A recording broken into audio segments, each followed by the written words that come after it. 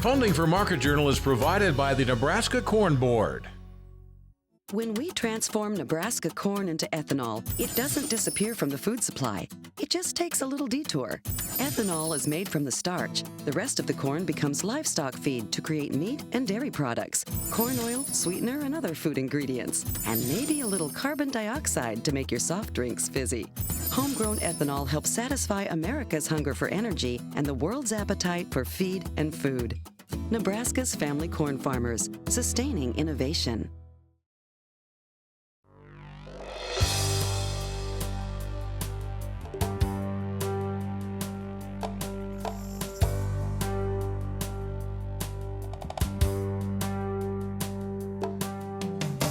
Market Journal, television for agricultural business decisions, is a presentation of the University of Nebraska-Lincoln's Institute of Agriculture and Natural Resources.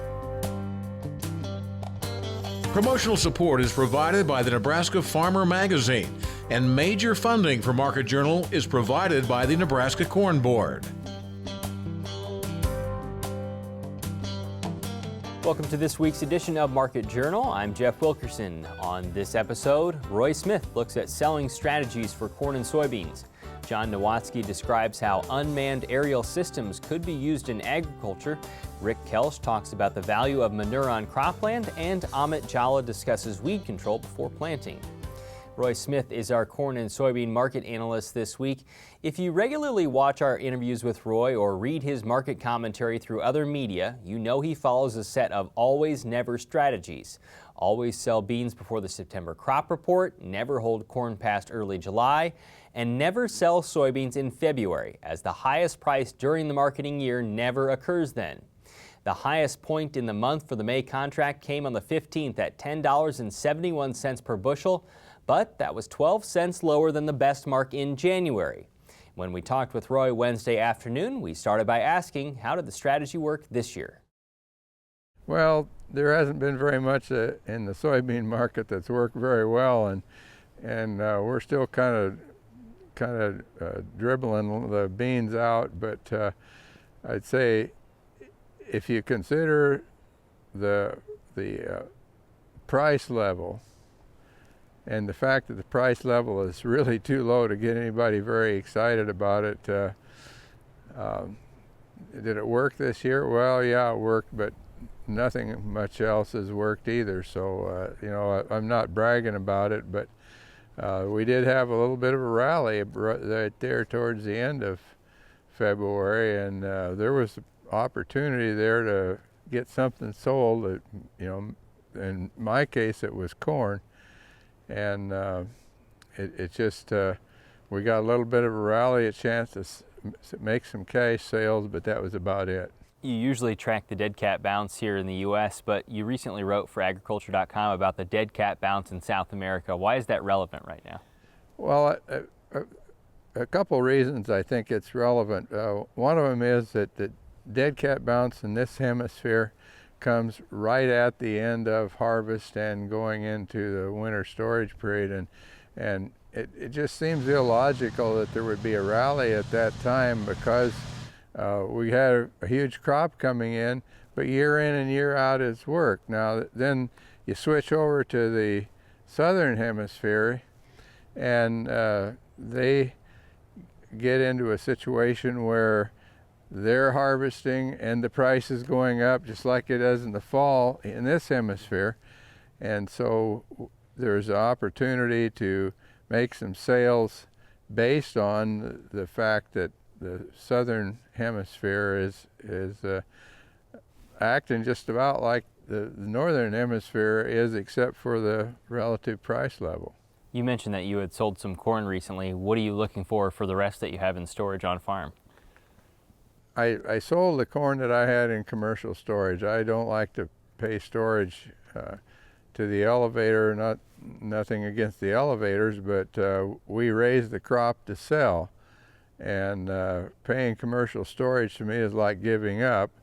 And so the corn that I had that wouldn't go in my bins went into commercial storage, and that little rally we had about the time you guys were here a month ago gave me the opportunity to at least come in with a little bit of profit.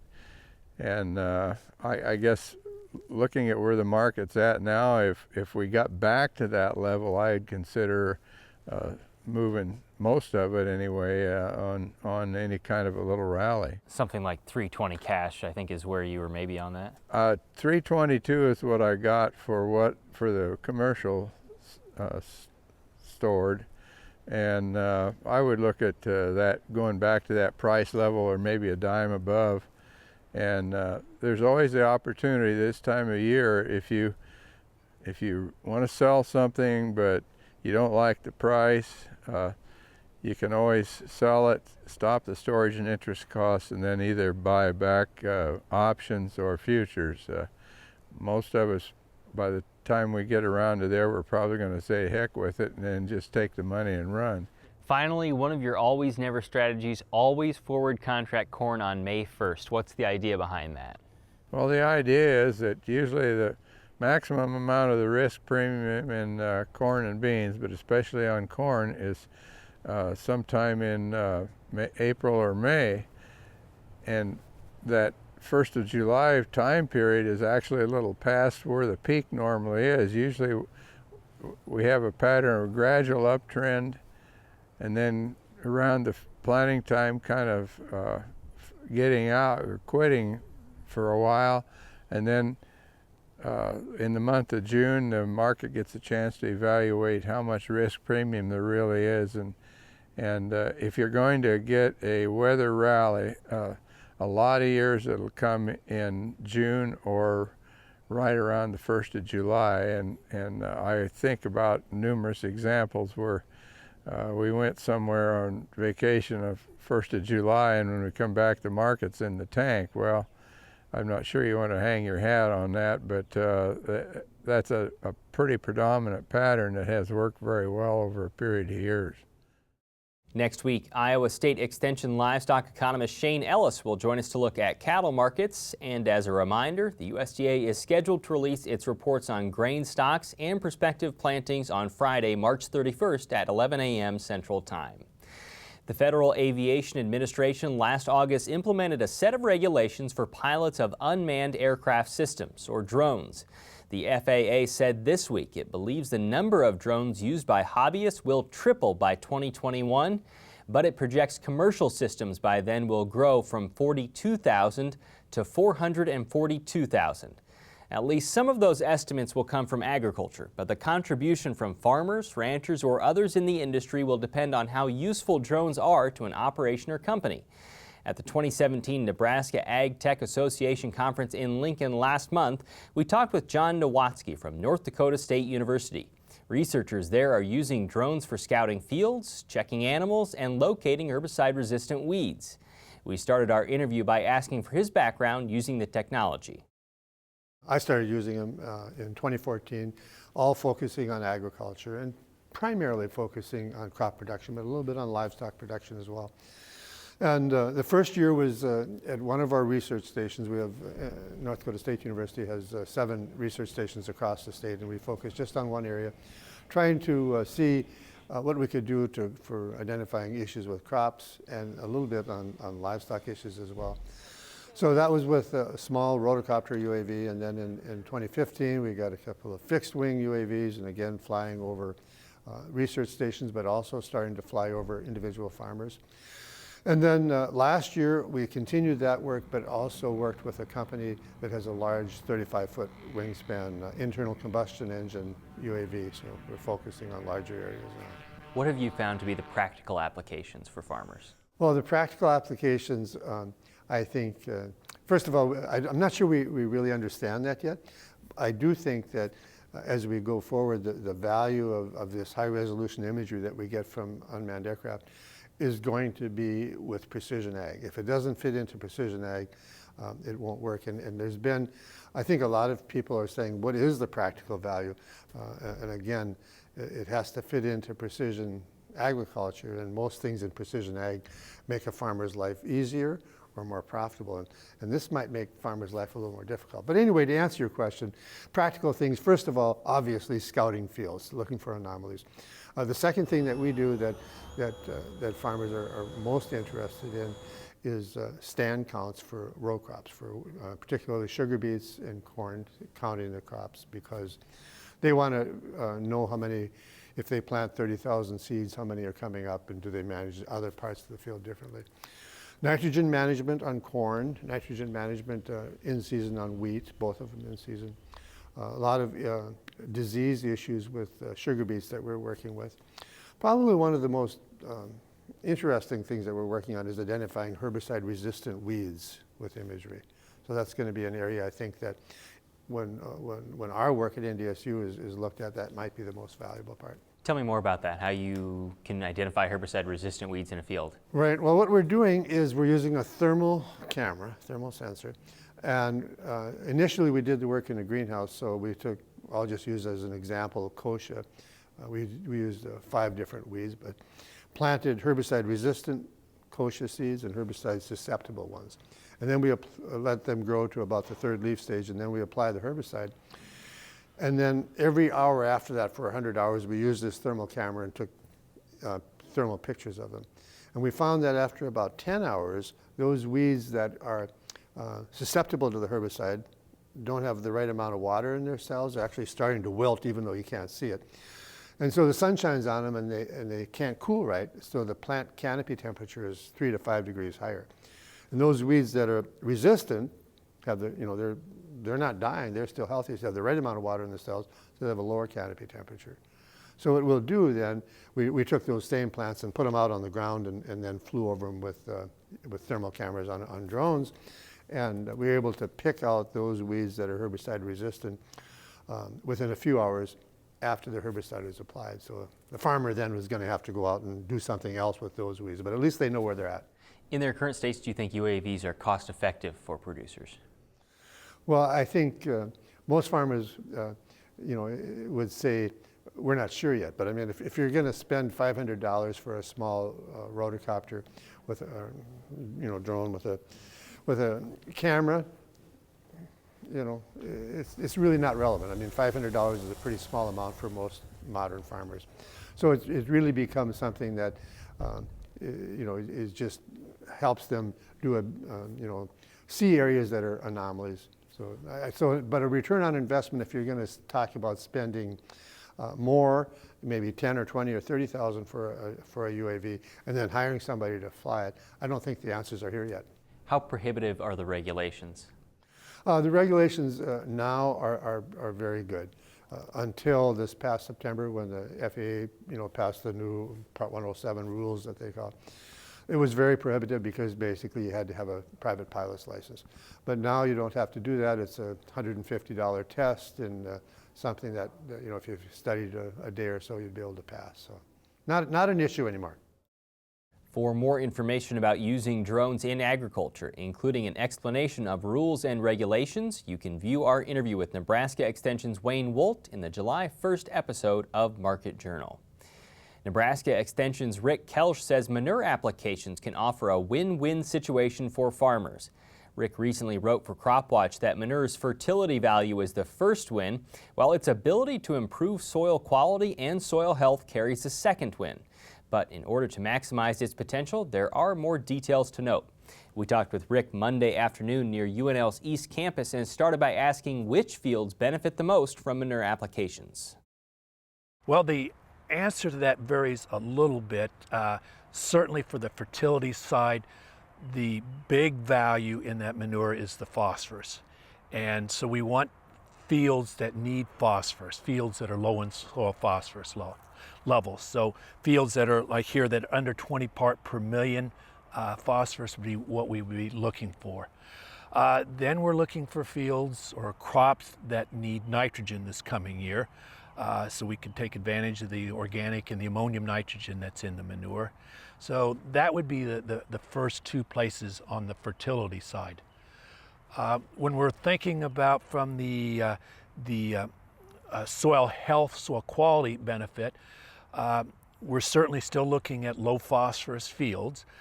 We want to keep using manure in those situations because the lower the phosphorus, the less potential of phosphorus moving from that site. We're also looking for fields that have not had much history of manure.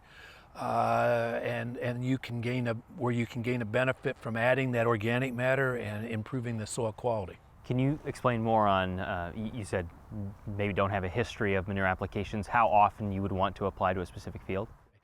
We would typically talk in terms of putting manure on at a nitrogen rate.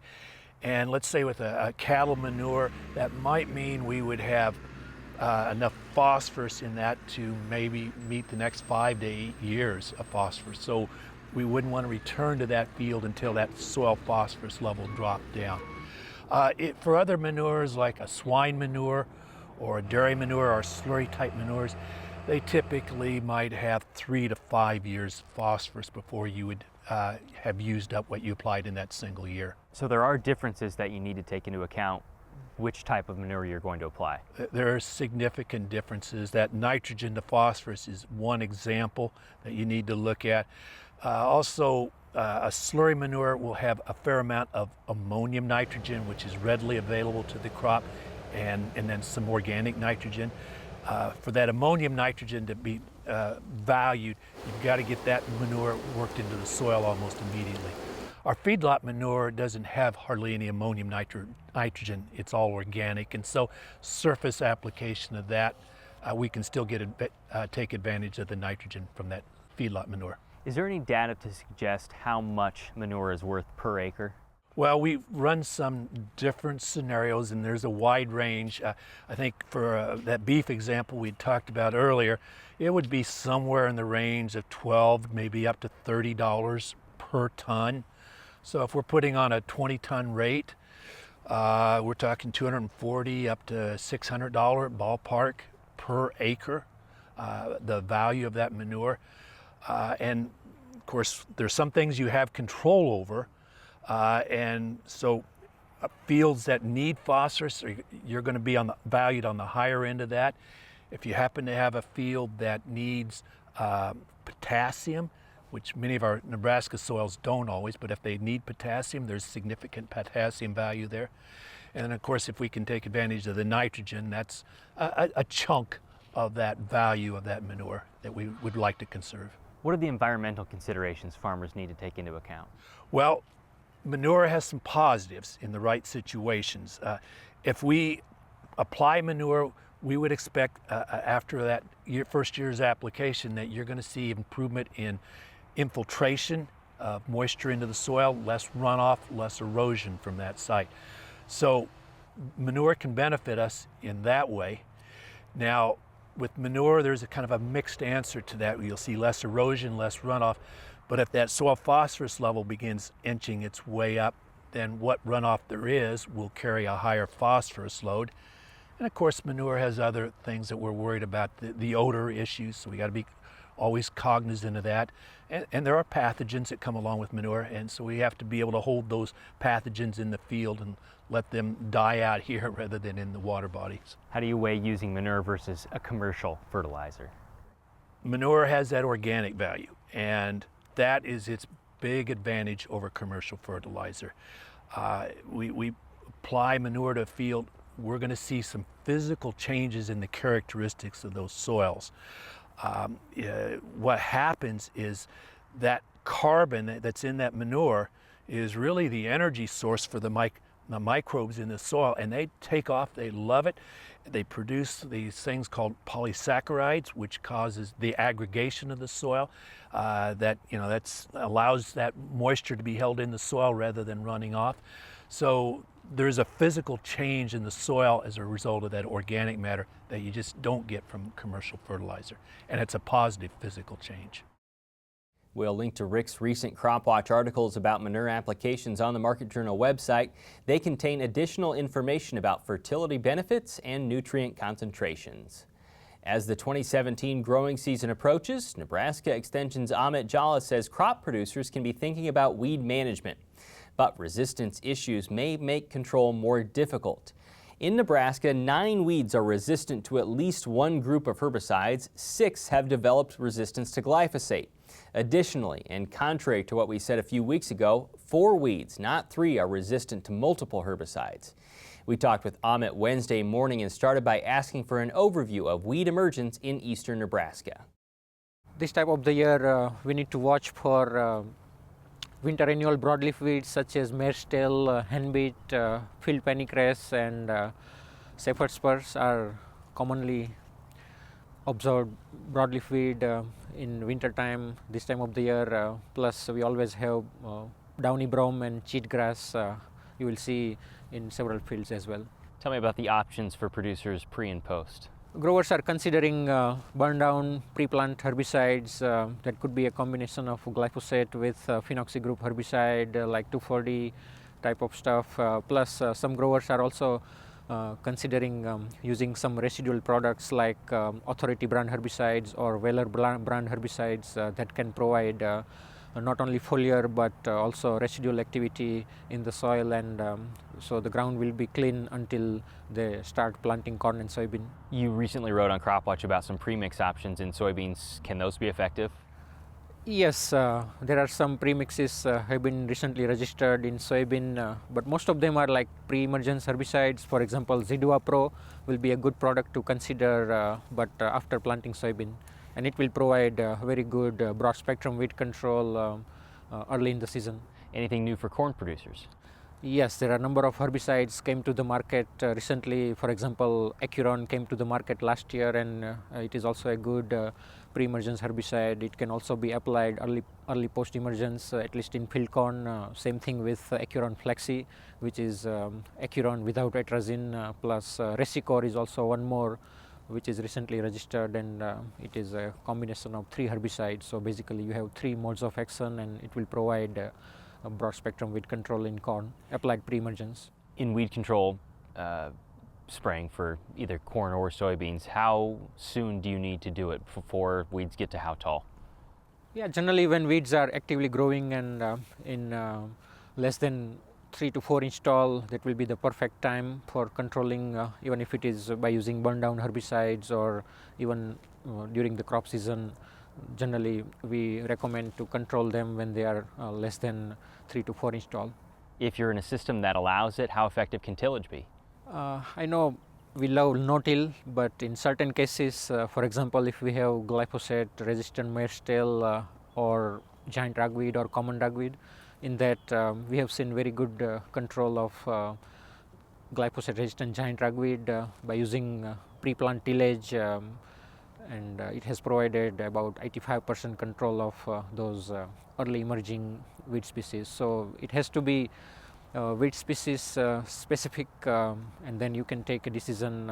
If you have a lot of mare's tail as well as giant ragweed, then you can definitely consider tillage as an important non-chemical tool for control of those type of resistant weeds, and it will provide more opportunity for overall integrated weed management. Anything to add this year about resistance issues that we're seeing in the state? We already have 6 weeds resistant to glyphosate in the state of Nebraska. That includes common ragweed, giant ragweed, common water hemp, Palmer amaranth, kochia, and mare's tail. And kochia and common water hemp, they are very widespread, at least in the eastern part of the state, and now we are also seeing more and more glyphosate resistant Palmer amaranth being widespread. So yeah, I think those 3 weeds we need to watch for this year in eastern part of the state, and in western part we have a lot of glyphosate resistant kochia. Now with this week's weather forecast, here's Nebraska Extension ag climatologist Al Dutcher. Well, folks, here again for the weekly forecast. And of course, during this last week, we've seen a wild swing in temperatures and precipitation. As Monday and Tuesday night, we've seen 2 weak waves move to the north of us that kind of skirted northeast and north central Nebraska and resulted in some fairly decent snowfall, especially Tuesday night across portions of northeast Nebraska with 2 to 4 inches reported. And on the Monday night's event, we were basically in the 1/2 inch to 1.5 inch range. And then 2 days later, here we are on Thursday, we start to see severe weather outbreak with that storm system that moving in from the southern plains. And this represents, with this storm system, the most broad-based coverage across the state for precipitation since we've seen the December 25th, 26th event, which did also brought severe weather to the state. So as we go to the upper air models, what we will notice is the system that brought us all the precipitation, the upper air low, is now just to the east of us. We're still seeing some wraparound moisture with this system, but for the most part, we've seen some clearing skies in western Nebraska. This upper air low will start to pivot toward the northeast. We're still going to see some precipitation here in eastern Nebraska, but the more concentrated moisture will remain to the eastern Nebraska, so we're probably expecting less than a quarter of an inch total remaining for the day. As we go to tomorrow, we see another weak wave with low pressure to our south. There is some concerns with the models in regard to the placement of this low, but overall right now it's pointing to an area that will generate some precipitation in western Nebraska and then fill in some precipitation across southern Nebraska. If the system lifts a little farther north, we'll see more significant precipitation in the I-80 corridor. Now as we get into Monday, we'll deal with this surface low in the eastern portions of the Corn Belt, and on the backside, of course, will be basically in the clear sky regime. So we might skirt some of this precipitation across southeast Nebraska, but more importantly, we'll see some ridging taking place as we get into Tuesday, bringing a lull in the weather. Yet another upper air low in the southwest will start to pivot toward the central plains as we go into late Tuesday and in Wednesday. And then we'll start to see some of the precipitation in the central Rockies start to spread eastward. So as we go into the day on Wednesday, here's this upper air low. The GFS says this is the farthest south of all the models, and we'll start to see the low starting to move up from Colorado. It will start to move out into the plains region, and we'll start to see the moisture spread rapidly from the southern plains into the central plains. If this system comes out a little bit farther northward, we're going to see this precipitation shield lift much farther north into Kansas and Nebraska. So by the time we get to Thursday, the upper air low pivots out toward the southeast. We got a series of lows, so there's plenty of moisture that's going to feed toward the north, and there's evidence that we'll start to see a pretty significant severe weather outbreak to our south, and some of this will start to make its way toward the north as we get into Friday. So here's that broad upper air trough starting to open up. We start to see moisture streaming up into the eastern Corn Belt with a series of lows that will be moving toward the northeast, and once again we'll start to see moisture breaking out across the central United States. This could be much more intense as currently depicted. We'll just have to wait to see till next weekend. In terms of 8 to 14 day forecast, the warm weather starts to slide to our east, and in terms of precipitation, broad area precipitation as there are several more storms coming down the pipeline as we enter into the month of April. Thanks, Al. Today's interviews are available individually on the Market Journal website and through the Market Journal mobile app. They include information on corn and soybean prices, using drones in agriculture, manure applications, and weed control around planting. As always, you can keep up with Market Journal during the week by following us on Twitter, Instagram, and Facebook. Next week, Shane Ellis will be our cattle market analyst, and Elwyn Taylor will give his weather outlook for the growing season. Until then, thanks for watching. I'm Jeff Wilkerson. We'll see you next week. Join Market Journal online at marketjournal.unl.edu. You can also follow us on Twitter, Instagram, and Facebook. Promotional support is provided by the Nebraska Farmer Magazine, and major funding for Market Journal is provided by the Nebraska Corn Board. Market Journal is produced by the University of Nebraska-Lincoln's Institute of Agriculture and Natural Resources.